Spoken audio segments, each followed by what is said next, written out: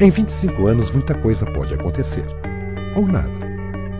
Tudo depende da forma como você vive esse tempo. Até porque 25 anos são feitos por momentos como este, que, somado com outros tantos, fazem a história que temos para contar sobre nós mesmos. Passar 25 anos não significa viver 25 anos. Viver implica em sorrir, experimentar, trocar, errar, acertar, ganhar, perder. Talvez a grande diferença seja a coragem de jogar. Mais importante que vencer é saber viver por esporte. Para todos aqueles que vivem por esporte e nos permitiram completar mais esta data, nosso muito obrigado. Palácio dos Esportes, há 25 anos para quem vive por esporte.